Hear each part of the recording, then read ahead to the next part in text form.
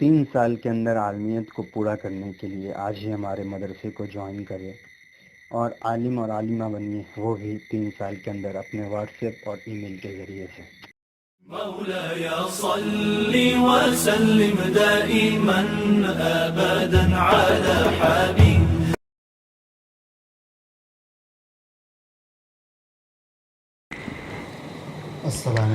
السلام علیکم ورحمۃ اللہ وبرکاتہ۔ آج ہماری اصول تفسیر کی کتاب ہے، اس کا پہلا درس ہے۔ یہ کتاب کا نام آسان اصول تفسیر ہے، جس کو خالد سیف اللہ رحمانی صاحب نے لکھا ہے۔ تو آپ بھی اس کتاب کو خرید لیں، اور جب تک یہ کتاب آپ ہارڈ کاپی میں نہیں ہے تب تک اس کو پی ڈی ایف میں لے کر کے آپ پڑھیں۔ انشاءاللہ اس کے نوٹس بھی جو ہیں آپ کو ہر دن دے ہی دیے جائیں گے، تاکہ ایک ساتھ جمع نہ ہو، تاکہ نہ مجھے پریشانی ہو نہ آپ کو ہو۔ اور اس سے پہلے جو آسان اصول فقہ وغیرہ کی جو نوٹس ہیں وہ بھی دھیرے دھیرے بن رہی ہیں۔ ہم لوگوں نے 3-4-5 چیپٹر کے نوٹس ابھی کمپلیٹ کر لیے ہیں، وہ بھی آپ کو آج دے دیے جائیں گے۔ آج کے بعد ہم لوگ انشاءاللہ ہر دن جو یہ کوشش کریں گے کہ 3 کلاسز آپ کی ہوں ایک دن میں، ریاض الصالحین کی، جلالین شریف کی، اور یہ آسان اصول تفسیر کی، یہ 3 کلاسز ہر دن چلیں گے آپ کے انشاءاللہ۔ تو وقت نہیں ہے، اس لیے ہم لوگ ڈائریکٹ کتاب کو شروع کرتے ہیں۔ کوئی نئی کتاب شروع کرنے سے پہلے کون سی چیزیں پڑھنی چاہیے تو آپ کو معلوم ہے، تو آپ اس کو پڑھ کر ہی اس ویڈیو کو دیکھیں۔ قرآن مجید کے نام، یہ جو چیپٹر، یہ جو ٹاپک ہے، یہ پہلا چیپٹر نہیں ہے، بس مقدمے کے طور پر ہے، چیپٹر بعد میں شروع ہوگا۔ تو اس ٹاپک میں یعنی قرآن مجید کے نام میں جو ہے بحث کی گئی ہوں گی کہ قرآن کریم کا اصل میں کیا نام ہے، اور اگر اس میں کسی فقہاء اور ائمہ یا کسی مفسرین وغیرہ کی کوئی الگ رائے ہوں گی قرآن کریم کے نام کے بارے میں تو وہ بتایا جائے گا۔ ساتھ میں یہ ہوگا کہ قرآن کریم جو ہے اس کا حرف اصلی کیا ہے، کہاں سے ماخوذ ہے، اس کا مصدر کیا ہے، انہی چیزوں پر اس میں جو ہے قرآن مجید کے نام والے چیپٹر جو ٹاپک ہے اس میں ڈسکس ہوگا۔ آپ دیکھیے، قرآن مجید کا اصل نام قرآن ہے۔ خود قرآن مجید نے اپنے لیے 73 بار اس نام کا استعمال کیا ہے۔ ٹھیک ہے، قرآن کریم کا اصل نام ہی قرآن ہے، اور کیوں ہے، اس کی دلائل کیا ہیں، یہ آگے اور آئیں گے۔ یہاں پہ انہوں نے ایک بات بس لکھی کہ قرآن کریم میں بھی قرآن کریم اپنے نام کو ہی 73 بار اس نے استعمال کیا ہے۔ ہاں، البتہ کیا ہوگا کہ یہ اس کا مصدر کیا ہے، اس کا ماخذ کیا ہے، اس کے بارے میں جو ہے الگ الگ رائے ہو سکتی ہیں۔ جیسے عربی قواعد کے لحاظ سے اس لفظ کا کیا ماخذ ہے، اس سلسلے میں 3 اقوال نقل کیے گئے ہیں۔ پہلا یہ کہ اس کا مادہ قرأ ہے، جس کے معنی پڑھنے کے ہیں، یعنی ایسی کتاب جو خوب اور بار بار پڑھی جائے گی۔ زیادہ تر اہل علم کی یہی رائے ہے۔ خود قرآن مجید کا ارشاد ہے، اللہ من الشیطان الرجیم، بسم اللہ الرحمن الرحیم، ان علینا جمعہ وقرآنہ فاذا قرأناہ فاتبع قرآنہ۔ تو فاتبع قرآنہ سے مراد جو ہے یعنی قرآن کی اتباع کریے۔ تو یہاں پر جو ہے انہوں نے مراد نکالا کہ قرأ ہی اس کا اصل مادہ ہے، یعنی بار بار ایسی کتاب، قرأ سے اگر اس کا ماخذ مانا جائے گا اس کے معنی ہوں گے ایسی کتاب جو بار بار پڑھی جاتی ہے۔ اس لفظ سے نقطہ نظر کی تائید ہوئی۔ دوسرا قول یہ ہے کہ اس کی اصل قرأنا ہے، جس کے معنی ہوتے ایک دوسرے کے مشابہ ہونے کی، کیونکہ قرآن مجید کے مضامین ایک دوسرے سے مشابہ ہیں، باہم مربوط ہیں اور اختلاف و تعارض سے خالی ہیں۔ یہ رائے علامہ ابو الحسن اشعری رحمۃ اللہ علیہ کی طرف منسوب ہے۔ اور تیسرا اقوال امام شافعی رحمہ اللہ کا ہے کہ قرآن کا لفظ کسی اور لفظ سے مشتق نہیں ہے، بلکہ محمد الرسول اللہ صلی اللہ علیہ وسلم پر نازل ہونے والی کتاب کا علم اور نام ہے، جیسا کہ تورات حضرت موسیٰ علیہ السلام پر اترنے والی اور انجیل حضرت عیسیٰ علیہ السلام پر اترنے والی کتاب ہے۔ یہاں تک جو بات ہے اس میں 3 چیزیں ہیں۔ پہلی کہ قرآن کریم کا اصل نام جو ہے وہ کیا ہے، تو قرآن کریم کے نام میں جو ہے کسی کا کوئی اختلاف نہیں ہے، سب مانتے ہیں کہ قرآن کریم جو یہ کتاب جو ہے اس کا اصل نام قرآن ہی ہے۔ ہاں، اس کے ماخذ میں جو ہے یہ ہے کہ یہ اگر قرآن ہے تو عربی کا ہر لفظ کہیں نہ کہیں سے نکلا ہے، تو اس کا ماخذ کیا ہے، کہاں سے نکلا ہے؟ تو اس کے اندر جو ہے 3 اقوال ہیں۔ پہلی جو قول ہے وہ یہ ہے کہ اس کا اصل مادہ قرأ تھا، جس کے معنی پڑھنے کے ہوتے ہیں، اور کتاب ایک ایسی کتاب ہے جو بار بار پڑھی جاتی ہے، اسی لیے اس کا نام قرآن ہو گیا اور اس کا ماخذ قرأ ہے۔ عام طور پر زیادہ تر اہل علم جو ہے اسی رائے کو پسند کرتے ہیں۔ اس کے علاوہ ایک اور رائے ہے جس کو علامہ ابو الحسن عشری رحمۃ اللہ علیہ نے بتایا ہے کہ یہ اصل میں قرأ نہیں تھا بلکہ قرنا ہے۔ قرنا مطلب ہوتا ہے، قرنا کا جو صیغہ ہوتا ہے عام طور اس کو کہا جاتا ہے ملے ہوئے کو، اسی لیے قرنن کہا جاتا ہے۔ تو قرأنا ہے، اس کا مطلب ہوگا کہ یہ قرآن کی جو آیت ہے یہ ایک دوسرے سے ملی ہوئی ہے۔ ایسا نہیں کہ قرآن کریم نے ایک بات ادھر کہی اور دوسری بات ادھر کی، دونوں کے درمیان جو ہے اختلاف پیدا ہو گیا، تعارض ہو گیا، نہیں، بالکل دونوں ہر آیت جو قرآن کریم کا ایک دوسرے سے مشابہ ملتا جلتا ہے، ایک دوسرے کی سپورٹ میں رہتا ہے، کسی کے اگینسٹ میں نہیں جاتا ہے۔ تو علامہ ابو الحسن عشری رحمۃ اللہ علیہ نے یہ رائے دی۔ امام شافعی رحمۃ اللہ علیہ کا کہنا ہے کہ دیکھیے قرآن جو ہے یہ کسی سے جو ہے یہ ماخوذ نہیں ہے، یہ قرآن کہیں سے نکلا نہیں ہے، ٹھیک ہے، بلکہ قرآن ہی اس کتاب کا نام ہے، اس علم کا نام ہے جو آپ صلی اللہ علیہ وسلم پر نازل کیا گیا ہے۔ یعنی اس کا اصل میں کوئی ماخذ نہیں ہے، بلکہ کیا ہے، قرآن کا لفظ کسی سے مشتق نہیں ہے، کہیں سے نہیں نکلا ہے، بلکہ محمد الرسول اللہ پر جو کتاب یا جو علم نازل کی گئی ہے، جو چیزیں بھی اتاری گئی ہیں من جانب اللہ کے، وہ اس کا نام قرآن ہے۔ تو 3 رائے تھی آپ کو یاد رکھنی ہے کہ نام قرآن کریم کے قرآن نام ہونے میں کسی کی الگ الگ رائے نہیں ہے، قرآن کریم کے ماخذ ہونے میں یعنی قرآن کہاں سے مشتق ہے اس کے ہونے میں جو ہے 3 جو ہے رائے نکل کے سامنے آتی ہے، اس میں آپ کو وہ چیزیں بتا دی گئی۔ اس کے علاوہ قرآن مجید کے جو نام ذکر کیے گئے ہیں وہ دراصل قرآن کی صفات ہیں۔ بعض اہل علم نے کتاب اور فرقان کو بھی اسماء قرآن میں شمار کیا ہے، لیکن قرآن مجید میں تورات کو بھی کتاب اور فرقان کہا گیا، جیسے وَإِذْ آتَيْنَا مُوسَى الْكِتَابَ وَالْفُرْقَانَ۔ اس لیے حقیقت یہ ہے کہ قرآن مجید کا نام قرآن ہی ہے، اور جن دوسرے الفاظ سے تعبیر کیا گیا ہے وہ قرآن کی صفات ہے، نہ کہ اسماء۔ اب یہاں پر ایک بات اور ہے، قرآن کریم میں تو بہت سارے ایسے لفظ الگ الگ نام استعمال کیے گئے جو قرآن کے لیے ہے، تو ہم کیسے، یہاں پر ایک سوال پیدا ہو گیا، تو پھر آپ کہہ رہے کہ قرآن کا اصل نام جو ہے نام ہے وہ قرآنی ہے، لیکن قرآن کریم کی تو اللہ تعالیٰ نے الگ الگ اور ناموں سے استعمال کیے ہیں۔ تو اس کا جواب یہ ہے کہ قرآن کریم میں قرآن کے علاوہ اور جتنے نام استعمال ہوئے ہیں وہ قرآن کریم کے صفاتی نام ہیں، وہ اصلی نام نہیں۔ اللہ تعالیٰ کے صفاتی نام کیا ہے؟ رحمان ہونا، رحیم ہونا، یہ صفاتی نام ہے۔ اسی طریقے سے قرآن کریم کے جتنے نام قرآن کریم میں آئے ہیں یا حدیث میں آئی ہیں وہ کیا ہے؟ وہ بھی قرآن کریم کے صفاتی نام ہے، اصل نام قرآن کا قرآن ہی ہے۔ اسی لیے اس کا اور اس کی دلیل جو ہے وہ یہ دیتے ہیں کہ قرآن کتاب اور فرقان یہ 2 قرآن کے لیے کہا جاتا ہے۔ قرآن کا نام جو ہے فرقان ہے اور الکتاب بھی ہے، تو یہ 2 نام جو ہے وہ تورات کے لیے بھی جو ہے آیا ہے، اس قرآن کریم میں آیا ہے۔ اب ہم لوگ پڑھتے ہیں قرآن کریم کی تعریف، یعنی ایک ڈیفینیشن جس کے تحت قرآن کریم کو آیا جائے۔ اصطلاح میں قرآن مجید کی تعریف اس طرح کی گئی ہے، قرآن مجید اللہ تعالیٰ کا وہ کلام ہے جس کے الفاظ محمد رسول اللہ صلی اللہ علیہ وآلہ وسلم پر نازل کیے گئے اور جو تواتر کے ساتھ منقول ہے، جس کی ابتدا سورہ فاتحہ سے ہوتی ہے اور جو سورہ ناس پر ختم ہوتی ہے۔ سب سے پہلی بات پہلی تعریف یعنی پہلا کنڈیشن کیا ہے؟ قرآن مجید اللہ تعالیٰ کا وہ کلام ہے، یعنی یہ اللہ تعالیٰ کا کلام ہے جس کے الفاظ محمد رسول اللہ پر نازل کیے گئے ہیں۔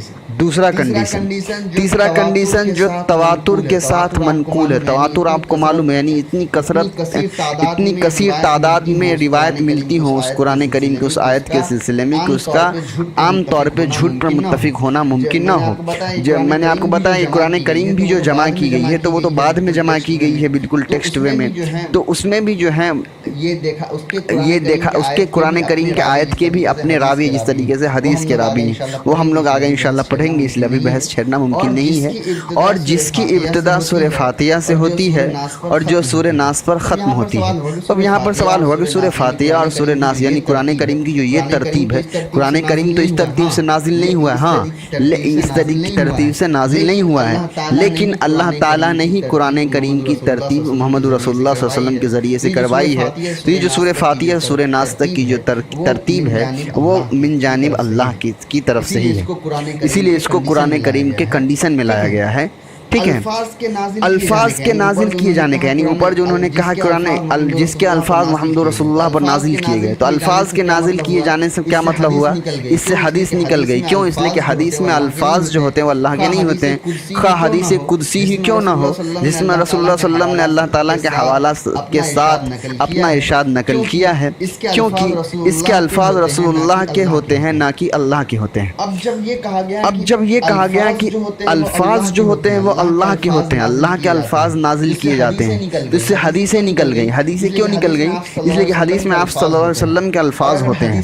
اور اگر حدیث قدسی بھی ہے تو حدیث قدسی میں بھی اللہ کے الفاظ نہیں ہوتے ہیں، بلکہ اللہ ایک مضمون بتاتے ہیں، آپ صلی اللہ علیہ وسلم اللہ تعالیٰ کا نام لے کر اس مضمون کو پیش کر دیتے ہیں.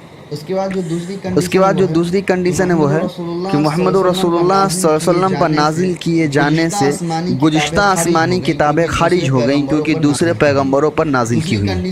دوسری کنڈیشن انہوں نے کیا ہے کہ محمد رسول اللہ صلی اللہ علیہ وسلم پر یہ کتاب نازل کی گئی ہوگی، اس کو قرآن کہا جائے گا. اس کا مطلب یہ ہوگا کہ اللہ تعالیٰ نے جو دوسرے انبیاء پر جو کتابیں نازل کی ہیں وہ قرآن نہیں کہلائے گا. تو یہ دو کنڈیشن تھا. تیسرا تھا تواتر کے ساتھ نقل کیے جانا. مطلب یہ ہے کہ اتنے لوگوں نے اس کو نقل کیا ہے کہ بظاہر ان کا جھوٹ پر متفق ہونا ممکن نہیں. اس سے شاذ قراتیں جو حضرت عبداللہ ابن مسعود رضی اللہ تعالیٰ عنہ کی طرف منسوب ہے وہ بعض ساز اقوال نکل گئیں. اب یہاں پر کنڈیشن آیا کہ تواتر کے ساتھ منقول ہو، یعنی اتنے لوگوں نے اس قرآن کریم کی اس آیت کی روایت کی ہو، اتنے راوی ہو کہ ان سب کا ایک ساتھ جو ہے جھوٹ پر جمع ہونا ناممکن ہو. تو اس میں کیا ہوا کہ عبداللہ ابن مسعود رضی اللہ تعالیٰ عنہ سے جو کچھ ساز قراتیں ہیں یعنی قرآن کریم کی کچھ آیتیں ہیں جو پڑھتے ہیں، جو ابھی جو قرآن ہے ہمارے پاس ہے اس میں وہ موجود نہیں، تو وہ ساز قراتیں کہا جاتا ہے، وہ اس سے نکل گئی. اور آخری جو کنڈیشن ہے کہ سورہ فاتحہ سے ابتدا اور سورہ ناس پر اختتام، یہ قرآن مجید کا مزید تعارف ہوتا ہے. یہ بات یہاں تک سمجھ میں آ گئی. ابھی تک ہم لوگوں نے کتنی چیزیں پڑھی؟ پہلے ہم نے پڑھا کہ قرآن کریم کا نام قرآن کریم ہی ہے، اور اس کا مشتق کے بارے میں یعنی اس کا جو قرآن کریم کا جو ماخذ جو الفاظ ہے قرأ، اس کے بارے میں ہم نے پڑھا کہ 3 اقوال تھے، ایک قرأ، ایک قرأنا، اور امام شافعی رحمۃ اللہ علیہ یہ کہتے ہیں کہ یہ کسی سے مشتق نہیں ہے بلکہ یہ اس کتاب کا نام ہے جو محمد رسول اللہ پر نازل کی گئی. اور یہاں پر جو تعریف ہے وہ انہی کے اعتبار سے ہے. یعنی قرآن کریم کی تعریف کیا ہے؟ قرآن کریم کی تعریف ہے کہ یہ وہ کتاب ہے جو اللہ تعالیٰ کی طرف سے اس کے الفاظ نازل کیے گئے ہیں محمد رسول اللہ صلی اللہ علیہ وسلم پر، جس کے جو تواتر کے ساتھ نقل کی گئی ہے، اور سورہ فاتحہ سے ابتدا ہے اور سورہ ناس پر اس کتاب کا اختتام ہے. یہاں تک آپ نے بات سمجھ لیا. اب ہمیں پڑھنا ہے نزول قرآن یعنی قرآن کریم جو نازل ہوا ہے وہ کتنے مرحلوں میں نازل ہوا ہے. تو قرآن مجید 3 مرحلوں میں نازل ہوا ہے، کیونکہ آپ قرآن میں پڑھیں گے کہ کہیں پر اللہ تعالیٰ نے قرآن مجید کے بارے میں کہا کہ قرآن مجید کو ہم نے یہاں اتارا، یا پھر کہیں پر ہے قرآن مجید کو ہم نے اس رات میں اتارا یا اس دن میں اتارا. تو یہاں پر شک پیدا ہو جاتا ہے کہ اللہ تعالیٰ تو قرآن کریم جو ہے وہ غار حرا میں آپ صلی اللہ علیہ وسلم پر جو ہے نازل کی گئی. پھر اللہ تعالیٰ یہ کیوں کہہ رہے کہ میں نے قرآن کریم کو یہاں پہ اس رات میں جو ہے نازل کیا ہے؟ تو اس کی وجہ یہ ہے قرآن مجید جو ہے وہ 3 مرحلوں میں نازل ہوا ہے. سب سے پہلا مرحلہ جو ہے وہ ہے لوح محفوظ پر اتارا گیا ہے. جیسے قرآن کی آیت ہے بل ہوا قرآن مجید فی لوح محفوظ، بلکہ یہ قرآن بلند پایا ہے اس لوح میں، یعنی نقش ہے جو محفوظ ہے. اسی چیز کو دوسری جگہ کتاب مکنون کہا گیا ہے. انہ لقرآن کریم فی کتاب مکنون، یہ ایک بلند پائے قرآن ہے جو لوح محفوظ، جو ایک محفوظ کتاب میں سب ہے. تو پہلی بار جو قرآن کریم نازل کیا گیا وہ لوح محفوظ میں نازل کیا گیا. یہ لوح محفوظ کیا ہے انشاءاللہ آپ یا تو جانتے ہیں، اگر نہیں جانتے ہیں تو انشاءاللہ آگے ہم لوگ پڑھیں گے تفسیر کی کتابوں میں.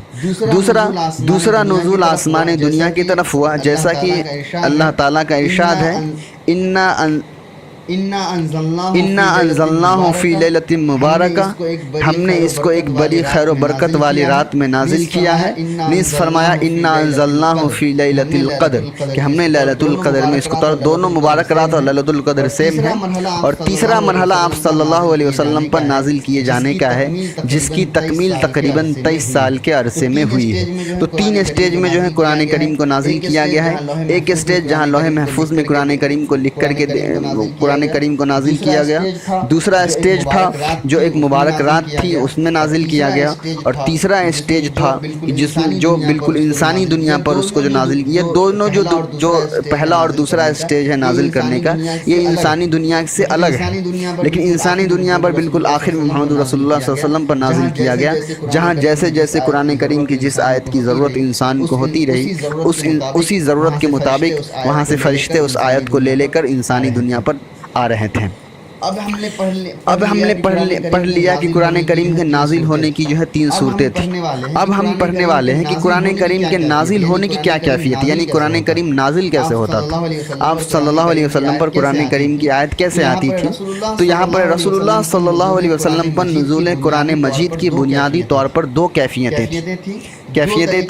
2 طریقے سے قرآن کریم آپ صلی اللہ علیہ وسلم پر نازل ہوئے۔ پہلا، اللہ تعالیٰ نے براہ راست آپ صلی اللہ علیہ وسلم پر القاء فرمایا ہو، اور یہ صرف سورہ بقرہ کی آخری 2 آیتیں ہیں جو واقعہ معراج کے موقع پر نازل ہوئی۔ حدیث میں اس کا ذکر آیا ہے، البتہ اللہ تعالیٰ کا یہ کلام حجاب کے واسطے سے تھا، بالمشافہ نہیں تھا۔ قرآن کریم آپ صلی اللہ علیہ وسلم پر کیسے نازل ہوا، اس کی 2 صورتیں یہاں پر بتا رہے ہیں۔ پہلی صورت وہ یہ بتا رہے ہیں کہ آپ صلی اللہ علیہ وسلم نے خود قرآن کریم کی جو آیت ہے آپ صلی اللہ علیہ وسلم کو بتائی ہو، اور یہ صرف 2 آیتیں ہیں۔ ایک سورہ بقرہ کی جو آخری 2 آیتیں وہ ہے، اور یہ آیتیں کب ملی، جو واقع معراج پر اللہ نے آپ صلی اللہ علیہ وسلم کو یہ 2 آیتیں بتائی۔ اور یہاں پر ایک قید لگا رہے ہیں کہ یہ جو اللہ تعالیٰ اور آپ صلی اللہ علیہ وسلم کے بیچ جو یہ باتیں ہوئی، جو آیت کا جو دینا ہوا، یہ حجاب کے ذریعے سے تھا، بالکل مشافہ، یعنی ڈائریکٹ جو ہے ایک دوسرے کو دیکھ کر کے یہ چیزیں نہیں دی گئی تھی۔ تو یہاں پر یہ بات آتا ہے کہ آپ صلی اللہ علیہ وسلم نے اللہ کو دیکھا تھا براہ راست یا نہیں، تو وہ ایک الگ ڈسکس ہے جس کو بھی ہم انشاءاللہ تفسیر کی کتاب میں پڑھ لیں گے۔ تو یہ پہلی شکل تھی کہ اللہ نے آپ صلی اللہ علیہ وسلم کو خود وہ قرآن کی آیتیں دی ہوں، اور دوسری شکل یہ ہے کہ اللہ تعالیٰ نے اپنا کلام فرشتے کے ذریعے سے آپ پر بھیجا ہو۔ ان 2 آیتوں کے علاوہ پوری مکمل قرآن کریم اسی طریقے سے نازل ہوئی ہے کہ فرشتہ آپ صلی اللہ علیہ وسلم کے پاس آ کر وہ آیتیں پڑھتے تھے۔ قرآن مجید میں وحی کے ان دونوں طریقوں کا ذکر اس طرح فرمایا گیا ہے، وَمَا كَانَ لِبَشَرٍ أَن يُكَلِّمَهُ اللَّهُ إِلَّا وَحْيًا أَوْ مِنْ وَرَاءِ حِجَابٍ أَوْ يُرْسِلَ رَسُولًا فَيُوحِيَ بِإِذْنِهِ مَا يَشَاءُ إِنَّهُ عَلِيٌّ حکیم۔ تو پہلی جو آیت ہے کہ کسی بشر کا یہ مقام نہیں ہے کہ اللہ سے روبرو بات کرے، اس کی بات یا تو وحی کے طور پر، وحی یعنی کہ اشارے کے طور پر ہوتی ہے، یا دوسرے یا پردے کے پیچھے سے، یا پھر وہ کوئی پیغمبر یعنی فرشتے کو بھیجتا ہے، اور وہ اس کے حکم سے جو کچھ چاہتا ہے وہی کرتا ہے، وہ برتر اور حکیم ہے۔ 2 طریقے سے قرآن کریم جو ہے یہاں پر نازل ہوئی، ایک اللہ نے خود رسول اللہ صلی اللہ علیہ وسلم کو آیتیں بتائیں، یا دوسرا اللہ نے اپنے فرشتوں کے ذریعے سے انسانوں کو یعنی آپ صلی اللہ علیہ وسلم کو وہ آیتیں بتا دی۔ اب ہے کہ آپ صلی اللہ علیہ وسلم پر وحی نازل کیے جانے کے لیے جس فرشتے کا انتخاب کیا گیا وہ حضرت جبریل علیہ السلام تھے۔ حضرت جبریل علیہ السلام کے پاس وحی نازل کرنے کی حضرت جبریل علیہ السلام آپ صلی اللہ علیہ وسلم کے پاس جو وحی نازل کرتے تھے ان کو بتاتے تھے قرآن کی آیت، تو اس کی پھر 3 شکلیں ہیں۔ پہلی شکل یہ ہے کہ وہ اندیکھی شکل میں آتے تھے، جب آپ صلی اللہ علیہ وسلم پر وحی پیش فرماتے تو گھنٹی